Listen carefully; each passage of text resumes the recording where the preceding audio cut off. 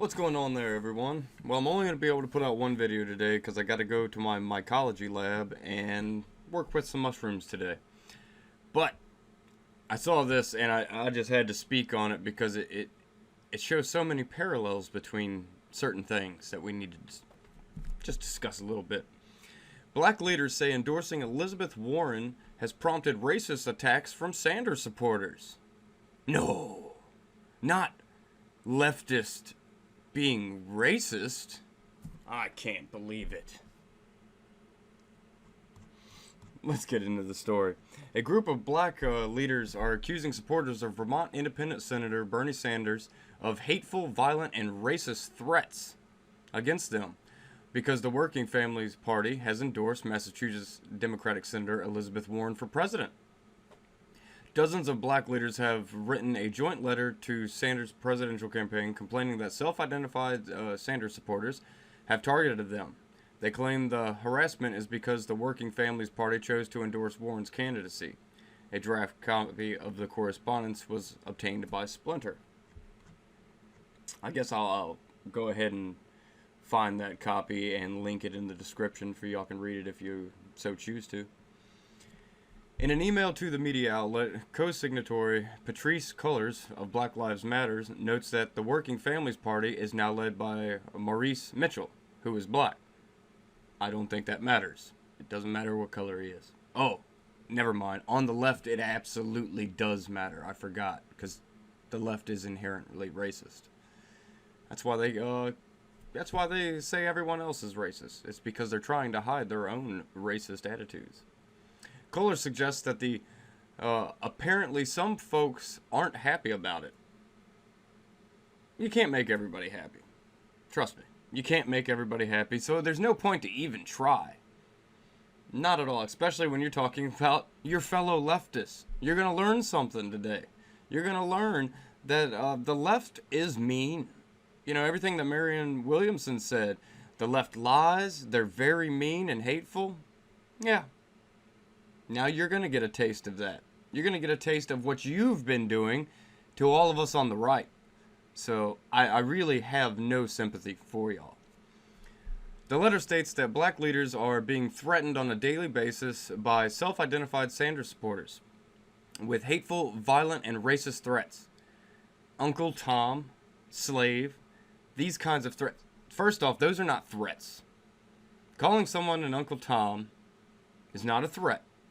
Should you do it? Probably not. It's just stupid nowadays.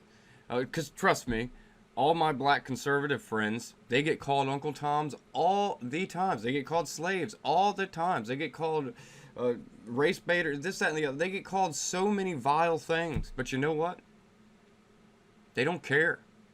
Because they know those people they're just upset.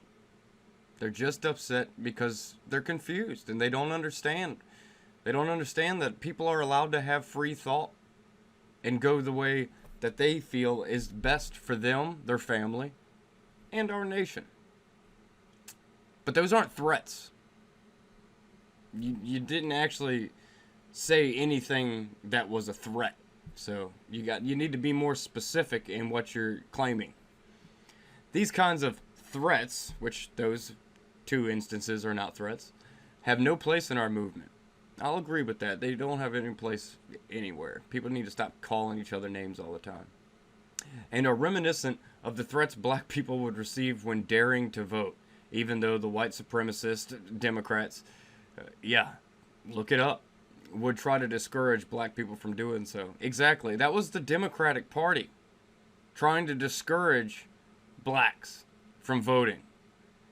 You know, segregation and all this stuff, like in the earlier 1900s and mid-1900s, that was the Democratic Party perpetrating all that.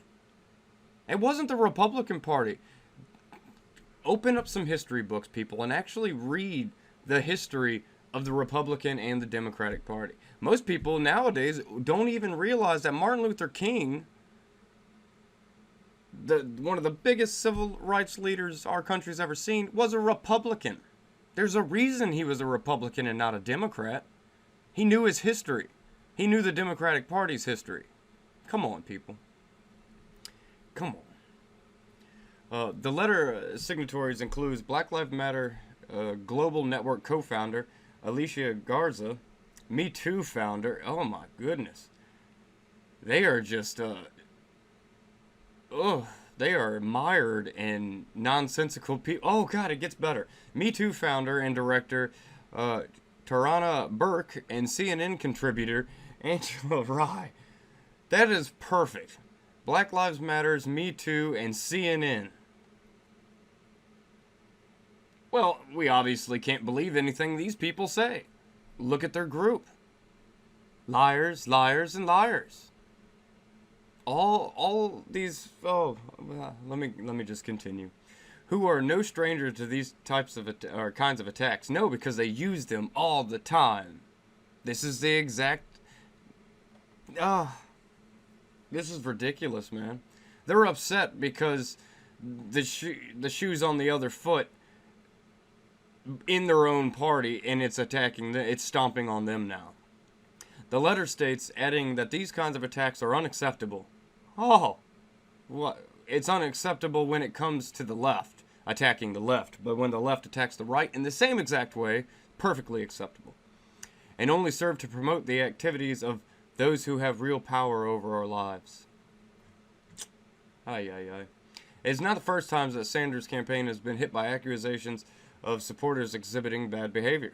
Sanders' 2016 campaign faced allegations of sexism and sexual harassment by male staffers against females. And that should have been a big scandal, but the media swept it under the rug to keep it real quiet. Democratic presidential nomination contender Pete Buttigieg has said that Sanders supporters are just like Trump supporters. What is that supposed to mean, Mr. Buttigieg? I'm a Trump supporter. Yeah, I'm a Trump supporter, and I'm proud to be a Trump supporter, because I support our country, and y'all don't seem to do that. So, good. I'm glad we're seeing this. I'm glad we're seeing this, because you know what happened in 2016? The Bernie Bros came and voted for Trump just to spite y'all for what y'all did to Bernie Sanders, what the DNC did during that election by smashing him down and propping up failed Hillary Clinton. So this is going to cause even more of a fracture within the left, because the left loves to prey on each other. They are cannibalistic. And I love how they just like to lump people in these groups that they imagine. Like, Sanders supporters are just like Trump supporters. In almost no way, shape, or form. In almost no way, shape, or form. Sanders supporters are crazy commie leftist. Trump supporters are not. Trump supporters are American patriots and people who want to see actual substantive change for the better. You know? Obama promised all this change. He didn't change a dang thing. He had a failed Obamacare, which was unconstitutional because of the individual mandate, which they knew was unconstitutional and didn't care. Didn't care. That's why it got repealed. Because unconstitutionality, which the left doesn't care about the Constitution, and it's obvious. First, with the Obamacare situation, I don't care if it's unconstitutional. Make it go. Make it happen. And people like Beto O'Rourke, excuse me, Beto O'Rourke coming out. We're going to take all your guns. If it has, Beto O'Rourke literally thinks that any gun that takes a magazine or a clip is an assault weapon. He calls all of them weapons of war. Weapons of war are built to different specifications. Their pressures are different. Everything's different about them. All the way up to the ammunition. Come on. You're not fooling anybody except for people on the left who are ignorant to the facts about guns and how they work and all this stuff. Designs and all that.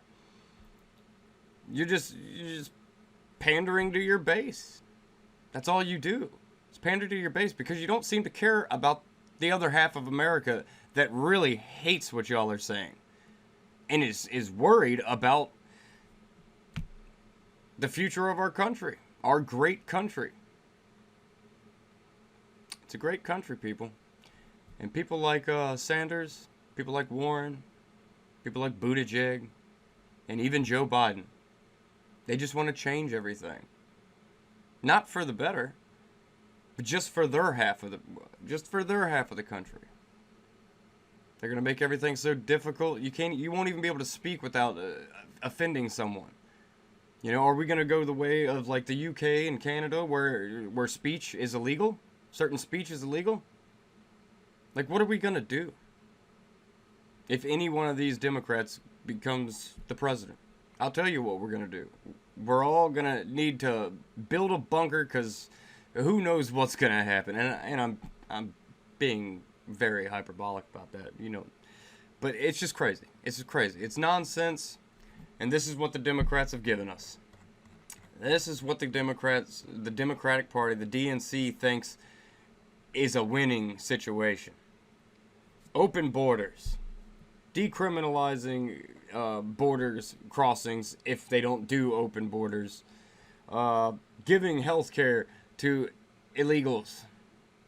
Free health care. Taxpayer health care. When these people say the word free, know that they actually mean taxpayer funded.